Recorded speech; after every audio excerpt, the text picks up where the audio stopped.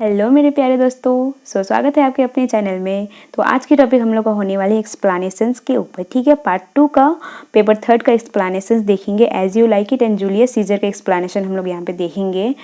And मैंने आप लोगों को बताया था कि इसके जो है पैटर्न्स में थोड़ा चेंजिंग आया हुआ है, क्योंकि 2021 में जो है वो जिसमें एक्सप्लेनेशन पूछा गया था, ठीक है। दोनों पेपर में एक्सप्लेनेशन पूछा गया था, वो भी मतलब 20 मार्क्स का। लेकिन इस बार का पैटर्न 2022 का पैटर्न में क्या हो गया, चेंज, मतलब एक्सप्लेनेशन को पूरा ही हटा दिया गया। एक्सप्लेनेशन की जगह में पूरा, जैसे कि मान लीजिए पेपर 3 में आप लोग का 4 प्ले है, स्ट्राइफ है, the way of the world है, एज यू लाइक इट है, एंड और एक कौन है, जूलियस सीजर है, ठीक है। तो चारों में से आप लोगों को क्या था, सिर्फ चारों में से आप लोगों का क्वेश्चंस आता था, ठीक है। उसके चारों में से आप लोग का एक्सप्लेनेशंस भी आते थे।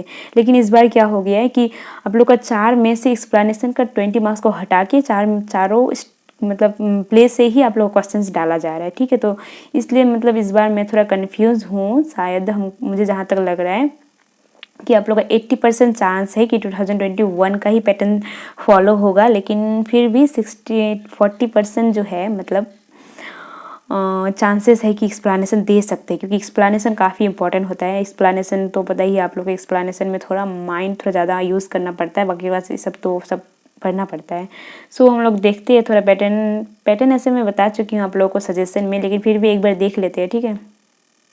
जैसे कि ये पैटर्न मैंने आप लोग को दिखाया था, तो यही पैटर्न शायद इस बार भी फॉलो हो सकता है, ठीक है। जैसे इसमें यहाँ पे एक्सप्लेनेशन नाम का कोई चीज़ है नहीं, हटा दिया यहाँ से। यहाँ पे ऑब्जेक्टिव पूछा गया है 10 मार्क्स का, एंड बाकी सारा क्वेश्चंस पूछा गया है। ऐसे से 15 मार्क्स का एक question, the heart of the matter से 15 मार्क्स का एक क्वेश्चन, शॉर्ट स्टोरी से 15 मार्क्स का एक क्वेश्चन, सिलास माइनर से भी 15 मार्क्स का एक question, Silas Marner again Silas Marner आ गया है 15 मार्क्स का एक क्वेश्चन, शॉर्ट स्टोरी से क्वेश्चन आ गया है, एसेस से उसके बाद क्वेश्चन आ गया है। तो ये मैंने पेपर फोर्थ का ये मैंने जो है लेके आया था, बताए थे। लेकिन पेपर 3 में भी ऐसा हो गया, ठीक है। मैंने काफ़ी एनालाइज किया कि एक्सप्लेनेशंस का, तो जब मुझे पता चला कि इस बार पैटर्न चेंज हुआ था, पहले मुझे पता नहीं था, तो इसलिए मैंने मतलब उतना ही ध्यान नहीं दिया था इसमें। लेकिन उसके बाद मैंने देखा कि पेपर 3 एंड पेपर 4 दोनों में पैटर्न चेंज है, दोनों में इसी टाइप का पैटर्न है। तो इस बार चांस है कि एक्सप्लेनेशन शायद नहीं देंगे, ठीक है। तो इसलिए आप लोगों को एक्सप्लेनेशन के लिए उतना टेंशन लेना है नहीं। तो आप लोगों को मैं तो जैसे कि यहाँ पे देख सकते हैं, एज यू लाइक इट का एक्सप्लेनेशंस है। यहाँ पे मैंने टोटल 4 क्वेश्चन है, ठीक है। तो देखते हैं हम लोग lines. All the world's stage and all the men and women merely players, they have their exists and their entrances, and one man in his time players many parts, ठीक है। तो इसका हम लोग किस टाइप से लिखना है, तो इसका हम लोग सबसे पहले मीनिंग देख लेते हैं, क्योंकि ये लाइंस देख के जो है मीनिंग समझ में नहीं आने वाली, क्योंकि लाइंस में थोड़ा हार्ड मीनिंग रहते हैं, ठीक है, क्योंकि ये पोएम के द्वारा डायरेक्ट लिखा गया है। हम लोग इसका मीनिंग देखते हैं क्या आखिर किस टाइप से लिखना है।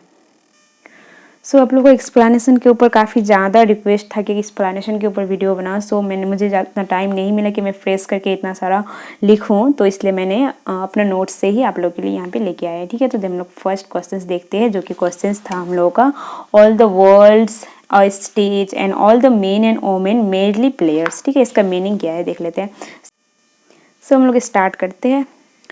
This line have been taken from romantic comedy entitled As You Like It by William Shakespeare। तो ये लाइन जो है लिया गया है रोमांटिक कॉमेडी से, जो कि As You Like It है, एंड इसका राइटर है विलियम शेक्सपियर, ठीक है।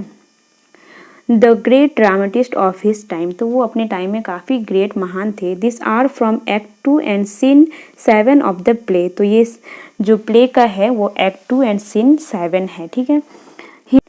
Here Duke Senior says that men are unhappy on this earth। तो ड्यूक सीनियर का कहना है कि मेंस जो है वो इस पूरी दुनिया में काफ़ी अनहैप्पी है, खुश नहीं है। This wide world which is like a theater contains more miserable men and women than themselves। तो ये पूरी दुनिया जो है लाइक अ थिएटर के जैसा है, ठीक है, जहाँ पे मेन एंड आदमी एंड पुरुष जो है काफ़ी दुखी है।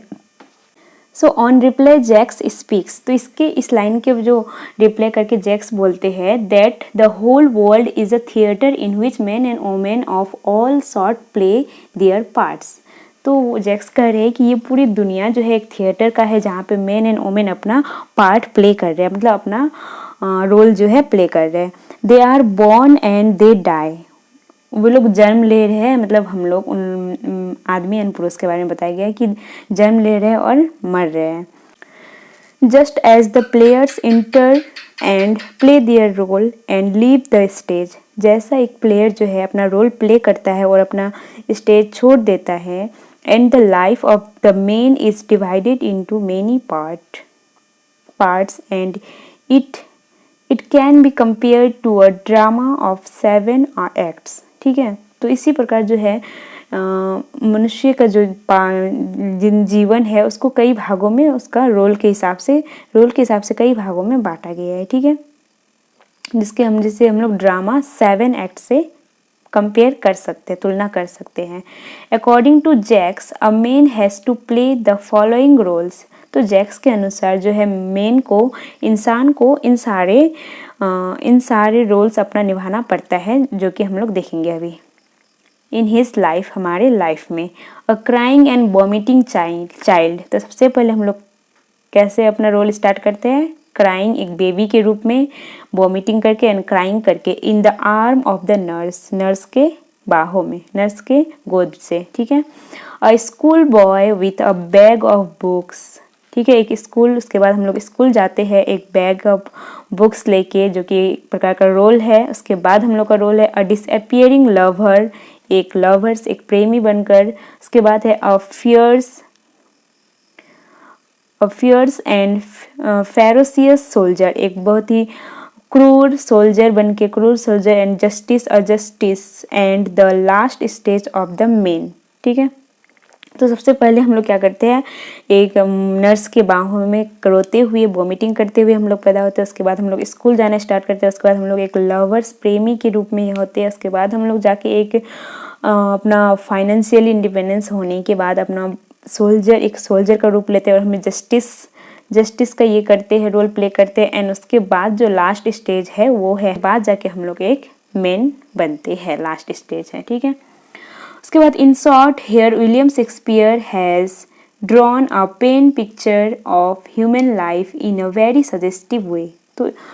तो पूरा कंक्लूजन लास्ट में लिखना पड़ता है। तो इन शॉर्ट में बताया गया है विलियम शेक्सपियर की पेन पिक्चर, मतलब पूरी पिक्चर दिखाया गया है पेन से, मतलब लिख के पूरा ह्यूमन लाइफ का, मतलब मनुष्य के पूरे जीवन का पिक्चर यहाँ पे देख सकते हैं हम लोग। तो ये लाइन्स काफ़ी ही रिलेटेबल है हम लोग का रियल लाइफ से, जो कि ये सच है कि हम लोग जो कुछ भी करते हैं, हम लोग हर चीज़ का मज़े लेते हैं। ठीक है, कुछ भी करते हैं, जैसे कि एंजॉय करते हैं, तो हम लोग को फुल एंजॉय करना चाहिए। पढ़ाई के साथ, पढ़ाई जब करते हैं फुल पढ़ाई में, स्टडी में मन लगना चाहिए। ठीक है, कोई भी चीज़ करे तो फुल एनर्जी के साथ, फुल अपना दम लगा के।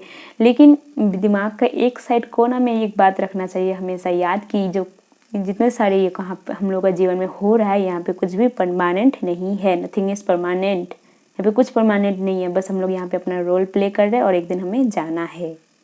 सो ये लाइन काफ़ी ही इंटरेस्टिंग है। तो ये इस टाइप के पोएट्स के लाइन काफ़ी इंटरेस्टिंग होते हैं। मैं भी जब पढ़ती थी तो काफ़ी मुझे इंटरेस्टिंग लगता था। जैसे कि ये लाइन है जो ह्यूमन लाइफ के बारे में बताया गया, किस टाइप से ह्यूमन लाइफ अपना रोल प्ले करके जाना पड़ता है। ठीक है, उसके बाद हम लोग नेक्स्ट देखेंगे।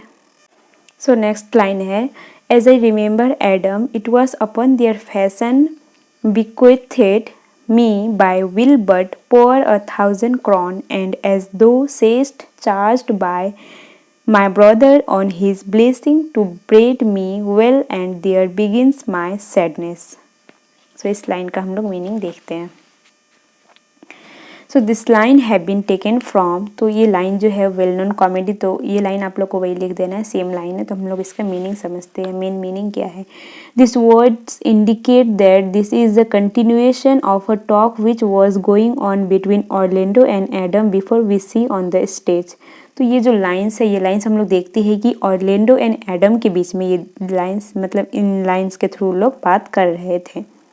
Adam has been acquainting Orlando of his father's will by which he left him money for his education. तो एडम जो है वो उसका सर्वेंट होते हैं ऑरलैंडो का, वो उसे याद दिलाते हैं कि तुम्हारा फादर जो है तुम्हारे लिए, फादर्स विल्स मतलब होता है जो पापा के थ्रू से जो दौलत मिलता है, उससे कहते हैं कि तुम्हारे पापा तुम्हारे लिए जो है हिरासत छोड़कर, मतलब तुम्हारे लिए तुम्हारे पापा मतलब कुछ दौलत छोड़कर गए हैं, जो कि तुम्हारा भैया का कस्टडी में है। ठीक है, this money was in the custody of his Elder brother Oliver, जो कि उसका ऑलिवर, उसका ब्रदर का नाम ऑलिवर होता है, उसका कस्टडी में है। Orlando recollects his fact and confirms it, तो ऑर्लैंडो जो ये बात पता सुनने के बाद वो रिकलेक्ट करता है, वो कलेक्शन करता है एंड इसे कन्फर्म करता है कि ये सच बात है कि नहीं। Hence the words as I remember, Orlando remembers that his father saved for him by his will 1000 crowns, a small sum of money, and charged his elder brother Oliver to educate him properly according to the status of his family. तो as I remember इस line में जो है remember याद करते हैं, कहती है कि मुझे इतना याद है कि मेरे पापा मेरे लिए कुछ छोड़ कर गए हैं 1000 क्रॉन्स, ठीक है, 1000 क्रॉन्स छोड़ कर गए हैं, जो जिससे कि मेरी फैमिली के हिसाब से उतना छोड़कर गए हैं जिससे कि मेरी प्रॉपर एजुकेशन हो सके, जो कि मेरे भैया को दिए हैं, ठीक है। If he cared for deceased father's blessing, जैसे कि उसके पापा बहुत बीमार थे तो उस टाइम में वो उसका ब्लेसिंग के हिसाब से उसके लिए वो रखे थे, ठीक है। Orlando is feeling very miserable because his brother has not discharge the trust reposed in him by his dead father, although his younger brother Jack is being sent to universities and his being well educated. तो जैसे कि Orlando जो है काफ़ी दुखी होता है क्योंकि उसका जो भैया, उसका ऑर्लैंडो से और एक छोटा भाई जिसका नाम जैक्स होता है, उसे यूनिवर्सिटी, बड़ी यूनिवर्सिटी में भेजा जाता है पढ़ने के लिए, लेकिन ऑर्लैंडो के लिए एक भी पैसा खर्च नहीं किया जाता है। वो घर में रहता है एक अनपढ़ के जैसा, वो सिर्फ कुछ भी एजुकेशन नहीं दिया जाता है, वो एक अनपढ़ के जैसा ही, एक नौकर के जैसा उसे घर में रखा जाता है, जबकि उसके लिए उसके पापा ने उसके लिए कस्टडी में, उसका भैया की कस्टडी में वो फादर्स विल दौलत छोड़े थे, ठीक है। तो उससे वो काफ़ी ही दुख होता है ये बात जानने के बाद।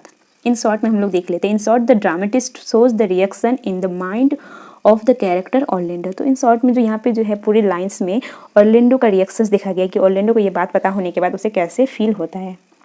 सो far as his memory tells Adam, तो उसके बाद उसका मेमोरीज, उसकी यादें जो है एडम को कहती है। That is now his father left him by will nothing beside a small sum of 1000 crown. तो उसका पापा उसके लिए कुछ नहीं सही लेकिन एक small sum of 1000 crown money तो छोड़े है। As Adam reveals he also instructed his brother if he desired father blessing to give him proper education and hear in the cause of his sorrows. तो इसी वजह से वो सोचती है कि उसके पापा का मनी, उसके बीमार पापा का उसके लिए मनी छोड़ने के बाद भी उसे उसका भैया उस पर कुछ भी पैसा नहीं खर्चा कर रहे, जिसके कारण वो काफ़ी सॉरो है। तो वही इस लाइन में जो है वही बातें हो रहा है एडम एंड ऑर्लैंडो के बीच में, ठीक है। सो नेक्स्ट लाइन देख लेंगे हम लोग। Marry sir I am helping you to mar that which God made a poor unworthy brother of yours with idleness. Marry sir be better employed and be naught a while. तो ये lines भी as you like it का lines है, ठीक है। तो इसका explain हम लोग देखते हैं। तो इसका हम लोग एक्सप्लेन सिर्फ मीनिंग देखने वाले इस लाइन का, ठीक है। Orlando says that he is doing nothing, he has not been taught to do anything, besides he is not also undoing anything. तो ऑर्लैंडो इस लाइन में कह रहे हैं कि उसे मतलब कुछ नहीं कर रहा है वो, ना ही उसे कुछ पढ़ाया गया, ना ही उसे कुछ टॉट किया गया, ना ही उसे कुछ सिखाया गया। Besides he is not also undoing anything, जिसके लिए वो कुछ भी कर भी नहीं रहा है। He is doing one thing, वो बस एक चीज़ कर रहा है, वो है he is helping him Oliver, helping him मतलब उसका भैया को बोला गया है, उसका ऑलिवर जो उसका एल्डर ब्रदर है। ही इज़ हेल्पिंग हिम, वो अपना ब्रदर को हेल्पिंग कर रहा है to undo and spoil all his natural gifts by obeying him. तो वो अपनी क्या कर रहा है, वो उसका हेल्पिंग करके अपना सारा नेचुरल गिफ्ट्स जो है उसका कुछ भी यूज़ नहीं कर पा रहा है, वो बस घर में पड़े पड़े अपना भैया का हेल्प कर रहा है, ठीक है। He himself is taught nothing to do, वह खुद को कुछ भी करने के लिए नहीं सिखा रहा है। Therefore all his time is wasted in idleness, तो इसीलिए उसका पूरा टाइम जो है ऑर्लैंडो का वेस्टेड ही जा रहा है। By the way chances of his betterment are hit, तो इसीलिए जो है उसको जो है बहुत दुख होता है, उसको जो चांस मिलना चाहिए था, उसको जो पढ़ने का ये मिलना चाहिए था उसे नहीं मिल पाता, जिसके कारण से उसे हार्ट बहुत ही उसे दर्द होता है, बहुत ही उसे दुख होता है। In this way, his poor brother Orlando is leading a worthless life. तो इस प्रकार जो है उसका जो गरीब ब्रदर भाई है वो एक बहुत ही वर्थलेस मतलब लाइफ मतलब जीवन का कुछ रहा ही नहीं गया है, अनयूजुअल लाइफ वो जीवन जी रहा है, मतलब बस जी रहा है, कुछ नहीं कर रहा है। In short, Orlando knows well known his father has left a large sum of his education, but his brother Oliver is usurping all। तो उसको पता होता है, ऑर्लैंडो को पता होता है कि उसके पापा उसके लिए काफ़ी ही मनी छोड़ के गए हैं उसका पढ़ाई के लिए, एजुकेशन के लिए, लेकिन उसका भैया जो है उसे हड़प लिए है। He is sure that the consequence of the lack of education will be most disastrous. Hence he is so sore and bitter to his brother। तो इसी वजह से उसको पता है कि उसका भाई को अगर वो पढ़ाते हैं तो वो उसका अगेंस्ट करने लगेगा, वो जो है उसका अगेंस्ट करने, इसलिए उसका भाई जो है उसे नहीं पढ़ाता है। एंड इसकी वजह से वो जो ऑर्लैंडो है वो काफ़ी ही सौर मतलब नाराज़ होता है, वो काफ़ी ही नाराज़ रहता है अपना भैया से। तो इस लाइन में वो ऑर्लैंडो ये बात कह रही है, ठीक है। तो इस टाइप से आप लोग एक बार अगर कोई भी प्ले का समरी समझ लेते हैं तो हम आप लोग बना के लिख सकते हैं, बस थोड़ा लाइंस को ध्यान में रखना पड़ता है, ठीक है। तो मैं इसका जो है PDF आप लोग को अच्छे से दे दूँगी डिस्क्रिप्शन बॉक्स में, जैसे कि आप लोग वहाँ पे जाके अच्छे से पढ़ सके इसे। सो यहाँ पे हम जूलियस सीजर का कुछ मोस्ट इम्पॉर्टेंट लाइन्स देख लेंगे यहाँ पे, जिसमें मैंने टोटल 5 क्वेश्चन है, 5 लाइन्स है, ठीक है। तो इन सारे लाइन्स का मीनिंग जो है मैं आप लोगों के लिए PDF में डिस्क्रिप्शन बॉक्स में दे दूँगी, ठीक है, क्योंकि अगर मैं इसे भी कवर करती हूँ तो वीडियो काफ़ी लेंदी हो जाता है, तो इसे हम लोग नेक्स्ट वीडियो में कवर कर लेंगे। जूलियस सीजर इन लाइन्स का जो मीनिंग है उसे हम लोग नेक्स्ट वीडियो में कवर कर लेंगे, ठीक है। सो मैं इसका डिस्क्रिप्शन बॉक्स में आप लोगों को दे दूँगी, वहाँ से आप लोग इसका मीनिंग समझ लीजिएगा। काफ़ी इजी मीनिंग, उतना हार्ड है नहीं, क्योंकि जूलियस सीजर अगर आप लोग एक बार समरी समझ लेते तो फिर आप लोग के लिए ईजी हो जाएगा। और जैसे कि इस बार आप लोग का पैटर्न में बदलाव होने का चांसेस है, तो उस हिसाब से अगर एक्सप्लेनेशन नहीं आए तो सही है, लेकिन एक्सप्लेनेशन कोई गारंटी नहीं, एक्सप्लेनेशन दे भी सकते हैं, तो इसी वजह से आप लोग एक बार रीडिंग करके जा सकते हैं, ठीक है। तो आई होप आप लोगों को समझ में आ गया होगा। तो हम लोग मिलते हैं नेक्स्ट वीडियो में, एंड अपना प्रिपरेशन जारी रखिए, अच्छे से धमाकेदार प्रिपरेशन कीजिए। सो मिलते हैं हम लोग नेक्स्ट वीडियो में। अगर आप लोग को वीडियो अच्छा लगा हो तो लाइक कर सकते हैं, एंड इसी टाइप से अगर आप लोग को कोई और भी टॉपिक में वीडियो चाहिए तो आप लोग कमेंट करके बता सकते हैं। तो हम लोग मिलते हैं नेक्स्ट वीडियो में, तब तक के लिए बाय बाय।